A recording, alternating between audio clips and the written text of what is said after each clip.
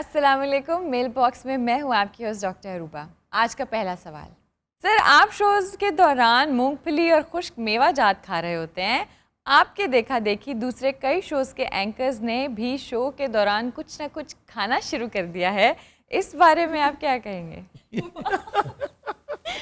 देखिए, ये इनफॉर्मल से शोज़ होते हैं। ये कोई ऐसा शो नहीं होता कि जिसमें आपको बहुत अलर्ट होके बैठना है। ये तो एक drawing room sort of environment होता है।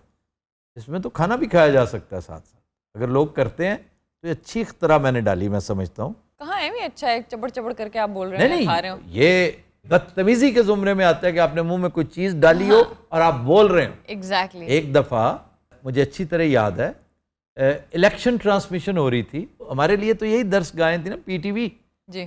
तो इलेक्शन रिजल्ट्स चल रहे थे, तो शिफ्ट चेंज हुई, तो मुस्तनसर हुसैन तारड़ आ गए और गालबन नईम बुखारी जा रहे थे। तारड़ साहब आ रहे थे, हाथ में उनके एक सेब था, एप्पल, बड़ा जोहद शिकन सा नज़र आया होगा, उन्हें उठा के ले आए। सबको खाना जब दिया जाता है तो फ्रूट बास्केट में से वो ले आए। तो हालांकि खुद नहीं वो बोल रहे थे, उन्होंने एक बाइट ली ना, उसमें से एक चिंगाड़ निकली। थोड़ी देर बाद होस्ट जिसकी आईएफबी थी, उन्होंने कहा जी क्या कह रहे हैं? अच्छा जी, तारड़ साहब प्लीज स्टॉप ईटिंग एप्पल। तो ये सिलसिले होते हैं। इट साउंड्स वियर्ड, मतलब आप गैप्स में खा लें, ब्रेक्स में खा लें, तो but नहीं, while- गैप्स में ब्रेक्स में और है जब कोई बोल रहा है, आप सिर्फ उसके व्यूअर हैं उस वक्त। पॉपकॉर्न्स नहीं खाते आप, फिल्म देखते हैं। आप उसको थिएटर में देख रहे हैं, परफॉर्मेंस दे रहा है बब्बू राना, पुन्नू उसके साथ है, तो आप जो मर्जी करें, मंचिंग करनी है आप करें। हाँ, वो क्रंच अगर किसी तरह की नॉइज क्रिएट कर रहा है, दैट इज बैड। एक और बात, यंगस्टर्स को और यंग एंकर्स को, होस्ट्स को मैं कहूँगा ये पल्ले बांध लें कि बोलते वक्त गला साफ करें, क्लैरिटी से बात करें, करके नहीं बोलना कि लोग अखज़ कर लें कि मैंने ये कहा होगा। नंबर 2, आपने कभी मुंह पे हाथ रख के बात नहीं करनी। यूं करके बहुत लोग इस तरह, उन्हें पता नहीं चलता मुंह पे हाथ रखा होता है, बोल रहे होते हैं। ये एक तो ग्रामेटिकली बहुत गलत है as a host, as a broadcaster, और एथिकली बहुत गलत है कि आप दूसरे को इस काबिल नहीं समझ रहे, क्योंकि आपकी उसने लिप रीडिंग भी करनी होती है। ज़रूरी नहीं कि उसकी समात इतनी शानदार हो, इसलिए इन चीज़ों का ख्याल रखना चाहिए। सर ओएमसी म्यूजिक में नए लड़के और लड़कियों को भी चांस मिलेगा? मैंने कितनी दफ़ा कहा है, आप मज़ीद लिख के दूं? और सर वैसे भी हमारी जो ऑडियंस बैठी होती है, हम उनको भी बुलाते हैं साथ में। हम कर रहे हैं भाई, ज़रूर कर रहे हैं और करते रहेंगे मज़ीद इंशाल्लाह। यंगस्टर्स को ज़रूर आगे लाना है, हमारी तो व्यूअरशिप असल यंगस्टर्स की है। फरंगे आसफिया का सिलसिला दोबारा शुरू करके बहुत अच्छा किया, लेकिन इस सेगमेंट में कॉमेडी कम और मालूमात ज़्यादा होनी चाहिए। तो कॉमेडी बहुत कम है। अगर कॉमेडी के पीछे पड़ जाए ना हम, तो आप गौर कीजिए कि हमारे अल्फाज की तादाद कम से कम होती चली गई। तौबा का मकाम ही है, कॉमेडी कम करें, सियासत कम करें, कॉमेडी बढ़ाएं। ये फरंगे आसफिया में क्यों बोलते हैं, ये क्या?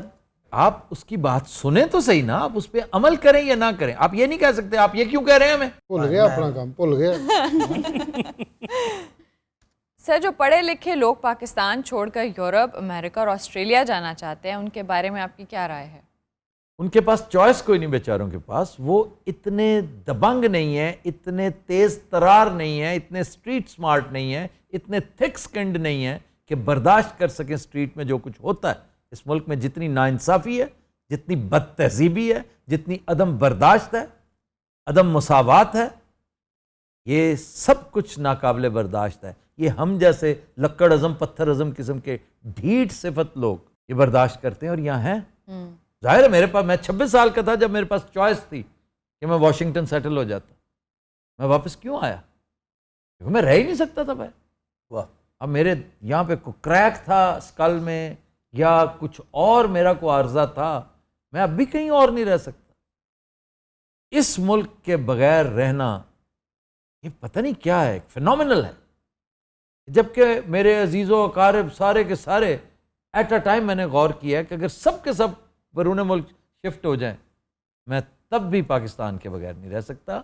मेरा वेंटिलेटर है पाकिस्तान। वाह, बड़ी गल। बात लव पाकिस्तान। सर आपका लाल सिंह चड्ढा फिल्म के बारे में क्या ख्याल है? वो मैंने इब्तदाई चंद मिनट देखी है, मुझे इतनी इबरत हुई कि बाकायदा खारिश शुरू हो गई थी। बहुत ही फजूल। अच्छा है बंदा बार बार क्यों पूछी जाता की गल? सर OMC में आंखों के डॉक्टर को बुलाकर आपने बहुत अच्छा किया। इस तरह मुख्तलिफ डॉक्टर्स को अपने शोज में ज़रूर बुलाया करें। जी इंशाल्लाह ताला। और बल्कि इसी आंखों वाले भाईजान से मैंने, नईम साहब की बात हो रही है जी। इन्हें एक चीज़ सजेस्ट की थी, इफ़ यू रिमेंबर, कि ये अपने यहाँ इनका बहुत खूबसूरत सेटअप है। जी जितनी अच्छी इनके कलेक्शन ऑफ ग्लासेस है ना, फ्रेम्स, ग्लासेस एंड स्टाइल है, ही हैज़ अ स्टाइल।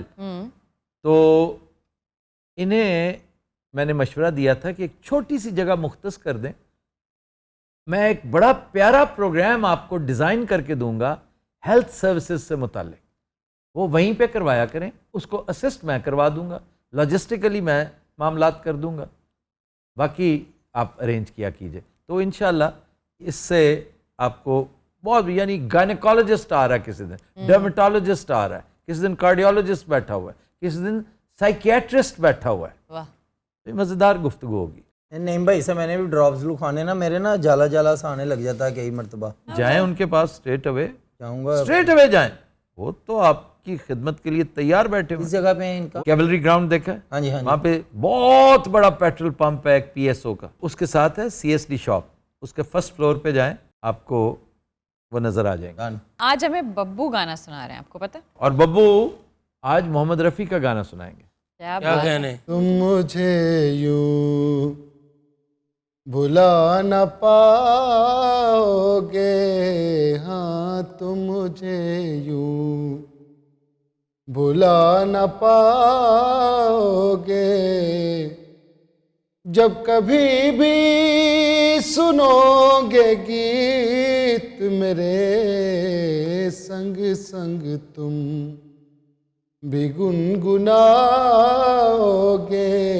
हाँ तुम मुझे यूं, ओ तुम मुझे यूं। वो बहारें, वो चांदनी रातें हमने की थी, जो प्यार की बातें, उन बहारों की याद आएगी जब ख्यालों में मुझको लाओगे, हाँ तुम मुझे यूं, ओ तुम मुझे यूं। वाह। एक्सेलेंट। ये थी आज के एपिसोड। अब वक्त है ब्लूपर्स का। Happy watch. एक दफा वो बंदा आ गया, उसने बेल बजाई, टन टन। उसके बाद बची। अच्छा टन टन ना कर, अच्छा। कैरेक्टर से बाहर ना निकल। उसके बाद एक दफा वो बंदा उनके घर आया, उसने बेल बजाई। एक दफा एक मेहमान उनके घर आया। एक दफा एक मेहमान उनके घर आया, दरवाजा बच्ची ने खोला। एक दफा मेहमान उनके घर आया, दादाजी ने बोला, दादा ਇਹ ਵਾਕਿਆ ਤੁਹਾਡਾ 6 ਸਾਲਾਂ 'ਚ ਹੋਇਆ? आफ्ताब एक दफा मेहमान आया, दादा ने कहा कि जाओ। पैर मार के यार। एक मिनट, बड़े मजे का दादा घर पे नहीं है। ओए चुप ओए। अच्छा ओए। दादा एक दफा मेहमान आ गया आफ्ताब। दादा तानू कह रहे ने। दादा ने अपनी दादा बड़े भाई को कहते हैं। खुशगुलू लेकिन एक मसला हो गया है। मेरे खानदान को पता चल गया है और मैं उनके खिलाफ हो गया हूं, वो मेरे खिलाफ हो गए। लेकिन आफ्ताब साहब क्या पता नहीं लाइन आगे क्या